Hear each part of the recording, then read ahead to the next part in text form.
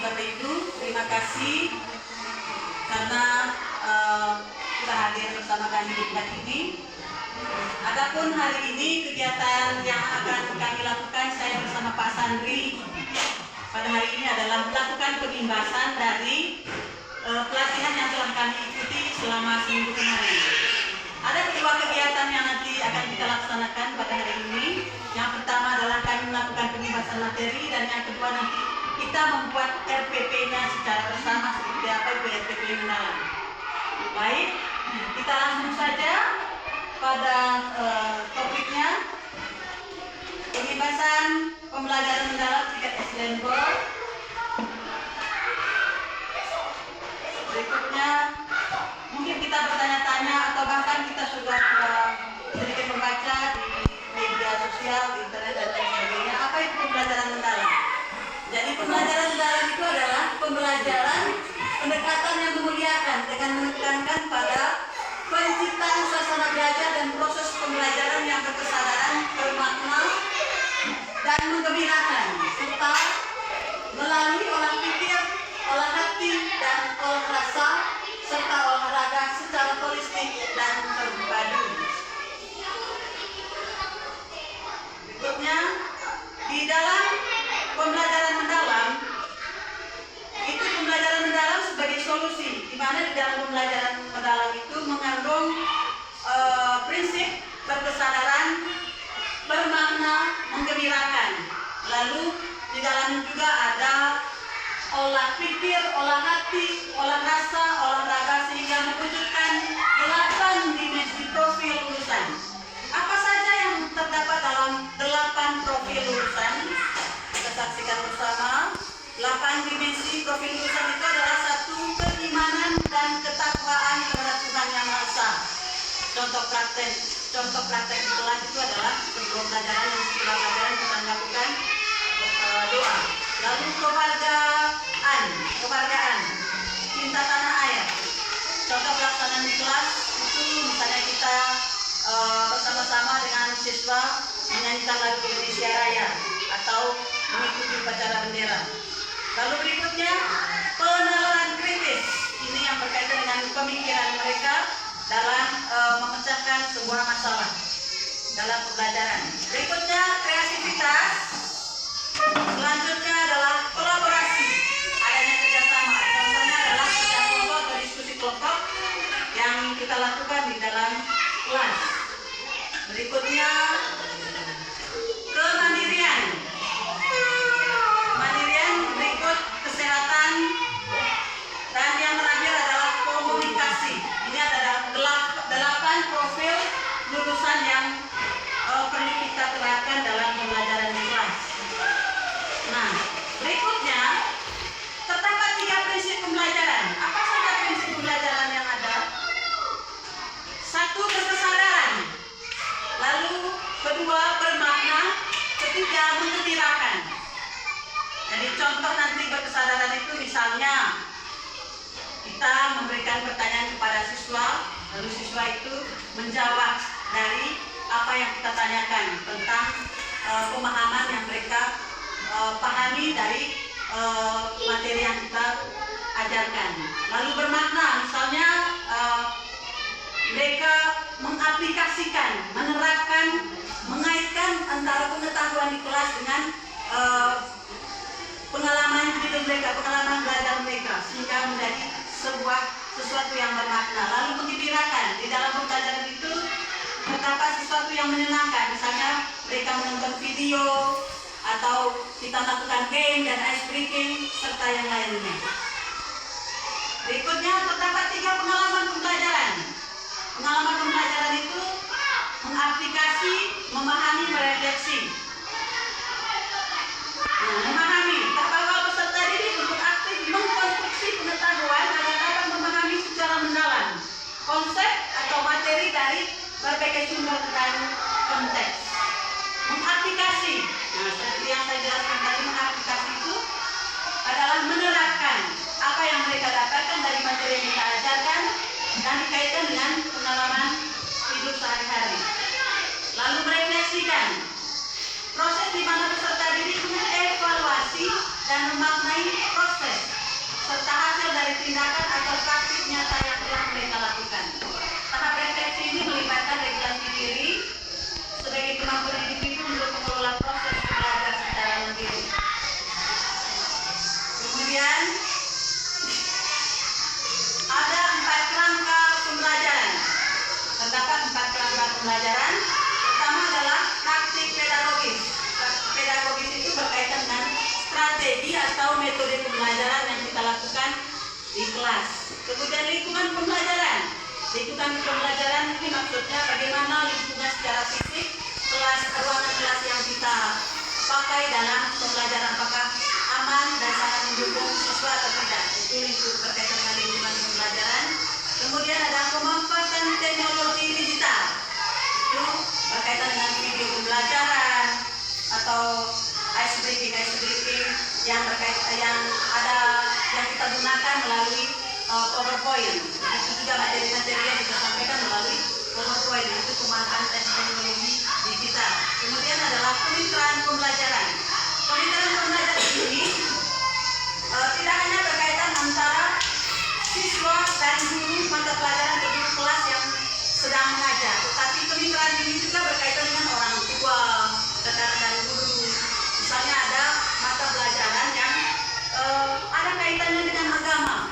Berarti itu nanti terjadi kolaborasi di dalamnya. Jadi di dalam kemitraan pembelajaran mendalam ini lebih menekankan kepada kolaborasi, kemitraan baik antara guru dengan guru, guru dan siswa maupun guru dengan orang tua. Selanjutnya ini yang berkaitan dengan itu untuk penjelasan yang berkaitan dengan 8 dimensi lulusan, kemudian 3 pengalaman belajar, 3 prinsip pembelajaran.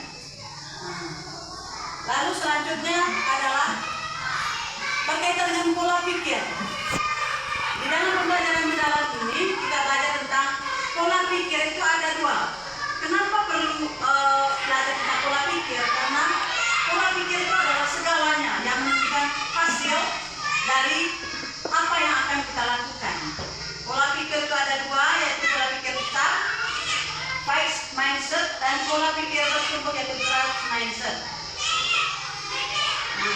Kita perhatikan di sini pola pikir tetap dan pola pikir bertumbuh. Pola pikir tetap ini di sini di atasnya kita perhatikan di atasnya itu ada kata menghindar, menyerah, terus ada mubazir, serangan, ancaman. Contohnya seperti ini. Pola pikir tetap itu misalnya ketika kita menghadapi siswa yang tidak bisa membaca, terkadang kita berpikir, sudahlah anak ini tidak bisa membaca. Memang dari sananya sudah seperti itu karena latar belakangnya ya memang seperti itu. Orang tuanya begini, begitu. Jadi anaknya memang pantesan seperti ini. Ya. Memang begini sudah dia tidak bisa berubah. Dalam pola pikir tertumbuh kita berpikir anak ini seperti ini masalahnya. Lalu kita ada upaya untuk menyelesaikan masalah yang sedang dihadapi. Pendekatan yang harus kita gunakan untuk menyelesaikan persoalannya. Itu dalam pola pikir tertumbuh. Misalnya berpikirnya anak ini sudah tidak bisa membaca, berarti aku harus merubah atau mencoba cara atau strategi mengajar saya agar anak ini bisa membaca. Jadi di situ kita ada keinginan untuk merubah sesuatu menjadi sesuatu yang lebih baik lagi terhadap diri anak yang sedang bermasalah.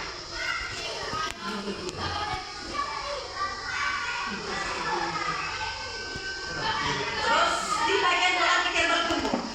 Pola pikir bertumbuh ini di situ ada menerima, bertahan, peluang, ada informasi dan inspirasi. Maksudnya di dalam pola pikir bertumbuh itu kita berpikirnya lebih menerima dan ingin bertahan apapun tantangannya. Terus kita membaca peluang. Oh, ini ada peluang ini. Saya coba. Jadi tidak takut duluan seperti pola pikir bertumbuh. Kita terinspirasi untuk mencoba melakukan sesuatu yang baru. Itu seperti itu. Ya, betul. Nah, kemudian berikutnya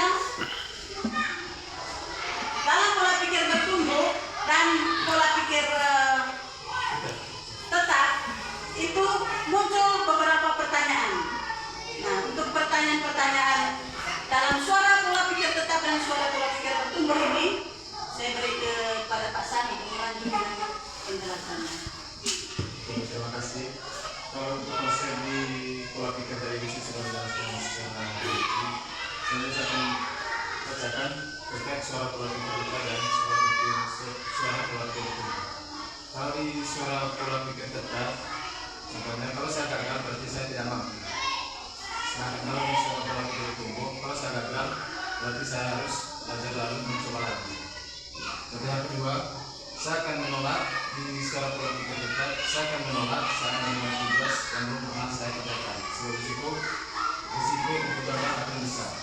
Sedangkan di suara pola pikir tumbuh, saya akan menerima pekerjaan yang belum pernah saya kerjakan. Sebab ini adalah peluang untuk belajar dan mengembangkan potensi diri saya. Yang berikut itu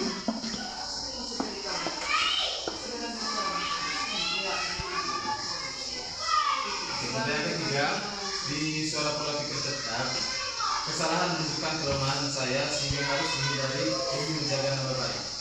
Maka di suara pola pikir tumbuh, kesalahan merupakan sebuah proses belajar dan peluang untuk meningkatkan potensi diri.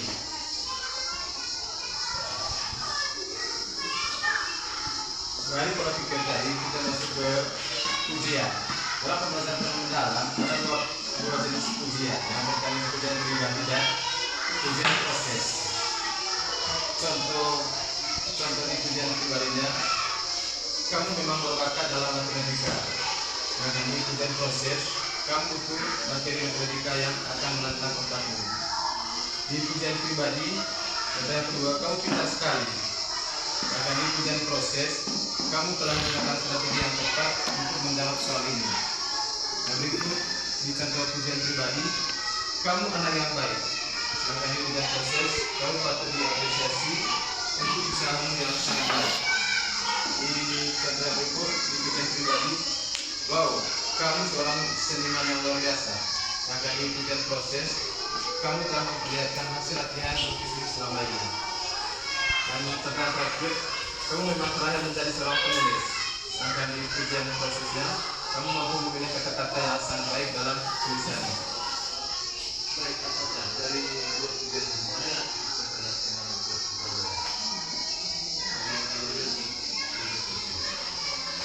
Nah, dua-duanya, terima kasih untuk pertanyaannya Pansel. Dua-duanya kita lakukan, baik ujian pribadi maupun ujian prosesnya.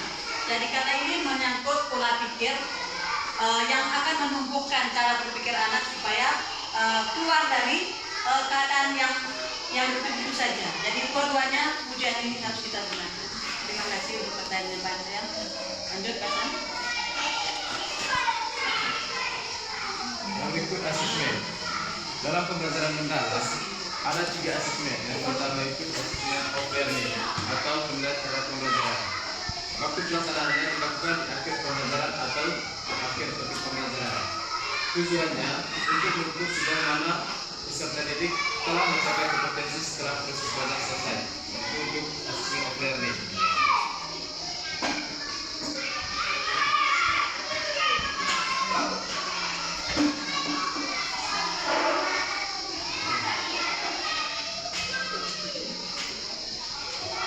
Contoh penerapan asesmen learning di kelas. Yang pertama itu seperti ujian akhir semester, yang kedua tes sumatif, yang ketiga nilai proyek akhir.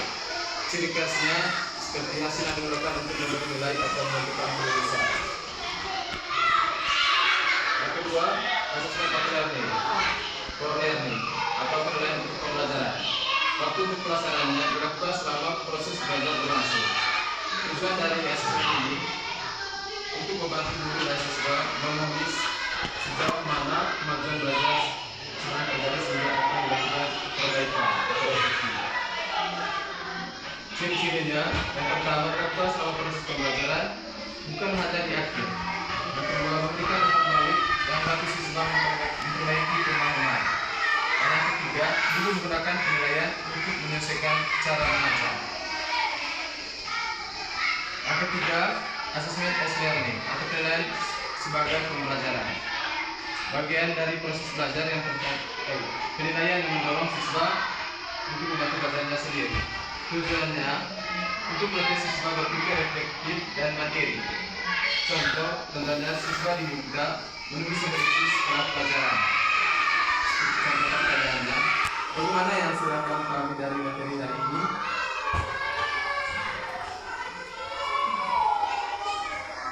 Yang berikut rencana pembelajaran. Ya, untuk rencana pembelajarannya nanti, komponen-komponen nanti akan kita sama-sama sekarang akan jelaskan. Tetapi nanti untuk pelaksanaan kegiatan pembuatan RPP-nya nanti akan kita laksanakan secara bersama setelah pembebasan ini, sehingga kita hanya cukup mengetahui seperti apa komponen-komponen dan bentuk RPP pembelajaran dalam ini untuk pelaksanaan nanti setelah kegiatan ini.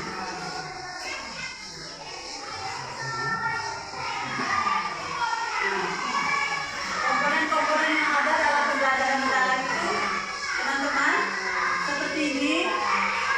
Ini adalah pembelajaran mendalam yang bagian pertama ini, sedangkan yang berikutnya ini adalah komponen yang ada dalam modul ajar. Nah, ini sebagai pembanding antara komponen yang ada dalam pembelajaran mendalam dengan modul ajar. Ini kemarin setelah dibanding-bandingkan, di dalam pembelajaran mendalam itu komponennya adalah seperti ini. Ada identitas RPP. Di modul ajar ada identitas modul. Itu sama. Kemudian di pembelajaran mendalam ada dimensi profil lulusan. Sedangkan di modul ajar ada target pembelajaran. Di pembelajaran mendalam ada tujuan pembelajaran. Sama seperti di sini ada tujuan pembelajaran. Lalu berikutnya di pembelajaran mendalam ada praktik pedagogik. Ada sedangkan di modul ajar itu ada dimensi profil Pancasila. Dimensi profil Pancasila di pembelajaran mendalam, dimensi profil lulusan di bagian pembelajaran mendalam. Saya katakan saja komponen ini secara rubber sampai terakhir. Untuk pembelajaran mendalam itu setelah praktek pedagogik itu ada lingkungan pembelajarannya, ada kemitraan belajarnya, ada pemanfaatan digitalnya, ada langkah-langkah pembelajaran yang mengandung prinsip dan pengalaman pembelajaran mendalam. Seperti prinsipnya apa saja tadi? Tiga prinsipnya. Satu, berkesadaran. Kedua, bermakna. Ketiga, menggembirakan. Ada tiga pengalaman yang tadi apa saja? Ada satu, memahami. Kedua, mengaplikasi. Dan ketiga, merefleksi. Nah, itu adalah tiga prinsip dan tiga pengalaman belajar yang nantinya akan kita cantumkan dalam rencana pembelajaran yang akan kita buat. Terus berikutnya adalah isi pembelajaran. Itu seperti yang kita pernah kita buat, itu adalah yang biasa kita lakukan, kita buat selama ini. Tetap ada cantum, ada asesmen formatif di dalamnya. Sedangkan dalam modul ajar ini kita sudah tahu komponen-komponen yang ada itu selain tujuan pembelajarannya ada dimensi Pancasila, ada langkah-langkah pembelajaran, ada media pembelajaran, sumber belajar, materi belajar, penilaian sama seperti ini, tetapi atas sedikit perbedaannya. Nah, setelah kami banding-bandingkan kemarin, perbedaan dari kedua komponen RPP ini adalah dalam pembelajaran mendalam terdapat praktik pedagogik, ada lingkungan pembelajarannya, ada kemitraan pembelajarannya, ada pemanfaatan digitalnya, terus mengandung prinsip-prinsip dan pengalaman pembelajaran yang terkandung dalam pembelajaran mendalam. Sedangkan pada modul ajar terdapat komponen persiapan pembelajaran, kemudian media pembelajaran, materi ajar dan sumber belajar yang tidak terdapat dalam pembelajaran mendalam. Jadi itu perbedaan antara modul ajar yang bisa selama ini dengan pembelajaran mendalam yang nantinya akan kita buat secara bersama setelah kegiatan ini. Kemudian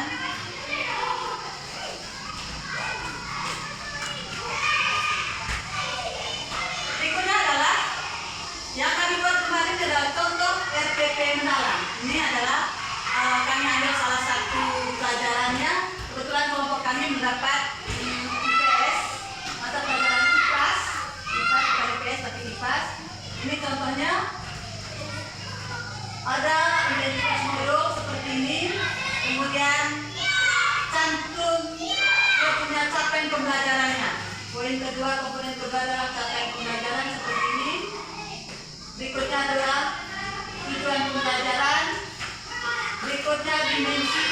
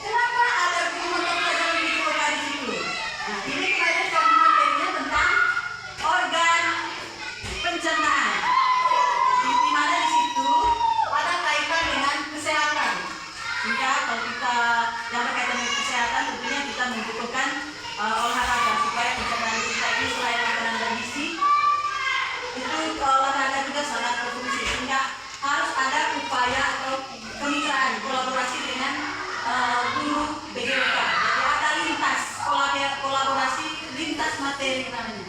Kemudian juga berkaitan dengan murid sudah pasti dan orang tua. Orang tua murid ini ketika kita memberikan tugas PR kepada siswa, tentu kita memberikan anak-anak agar dan memberitahukan kepada orang tua entah itu melalui WA group atau apa atau ketemu di jalan untuk membantu anak-anaknya mendampingi pekerjaan atau tugas mereka di rumah. Itu kolaborasinya seperti itu. Terus lintas mata pelajaran ini tadi, contohnya tadi kami mata pelajaran BGWK ini tentang kebugaran tubuh, tentang kesehatan, karena tadi di dalam materi yang berkaitan dengan organ pencernaan itu ada yang berkaitan dengan kesehatan, sehingga ada kolaborasi lintas mata pelajaran. Berikutnya adalah lingkungan belajar seperti yang telah saya jelaskan tadi, bahwa lingkungan belajar itu berkaitan dengan ruang fisik yang ada dalam kelas kita, apakah aman, nyaman untuk tempat anak-anak belajar atau bagaimana. Kemudian pemanfaatan digital seperti kita menggunakan video atau PowerPoint. Nah, ini dia punya langkah-langkah pembelajarannya. Langkah-langkah pembelajaran seperti ini. Di sini adalah ada pengalaman belajar. Lalu pengalaman belajar ini adalah di sini kita memahami. Lalu prinsip pembelajaran itu berkesadaran. Ini contoh-contoh kegiatannya. Dulu menyambut siswa dengan masuk kelas, misalnya, atau dengan seperti kegiatan yang kita lakukan secara bersama selama ini, kita salah-salahan dengan anak waktu tos. Nah, seperti itu. Kemudian guru meminta siswa memimpin doa dan lain sebagainya seperti yang kita lihat di depan. Guru menyampaikan pertanyaan pemantik seperti ini. Sebutkan organ-organ pencernaan pada manusia yang kamu ketahui. Nah, ini berkaitan dengan pemahaman dan berkaitan dengan prinsip berkesadaran. Apa yang mereka tahu dan apa yang mereka pahami, apa yang mereka pahami tentang materi yang berkaitan dengan organ pencernaan ini. Pada dasarnya selama ini kita semua sudah melakukan 3 prinsip dan 3 pengalaman belajar ini.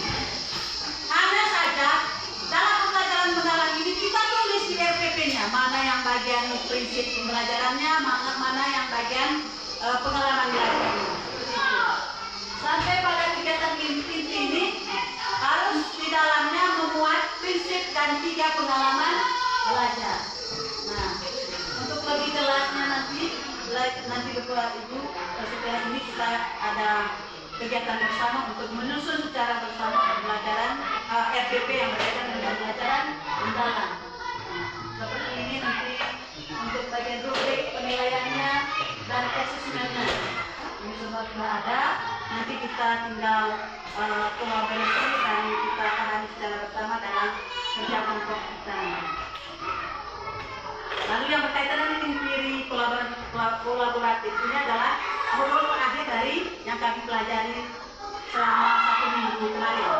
Nah, inquiry kolaboratif ini adalah suatu pendekatan belajar di mana peserta didik bekerja sama untuk menyelidiki, menanyakan, mencari jawaban dan membangun pemahaman yang mendalam. Tujuannya mengembangkan kemandirian berpikir dan kemampuan memecahkan masalah, terus melatih kerjasama dan komunikasi, membantu siswa memahami konsep secara mendalam, menumbuhkan rasa ingin tahu dan kemampuan berpikir secara kritis. Selain itu, dalam inquiry kolaboratif ini juga kita ada kolaborasi, bukan hanya ke dalam diri siswa saja, tetapi ketika misalnya ada siswa mengalami masalah, misalnya siswa yang tidak bisa membaca, di dalam inquiry kolaboratif kita dituntut untuk bekerja sama menyelesaikan sebuah persoalan yang dihadapi oleh siswa. Misalnya anak yang tidak bisa membaca, yang sudah berkali-kali tinggal di kelas 1 tetapi masih begitu-begitu saja. Sehingga apa langkah yang perlu kita buat agar anak ini bisa keluar dari permasalahan yang dihadapi? Tentunya melalui metode inquiry kolaboratif ini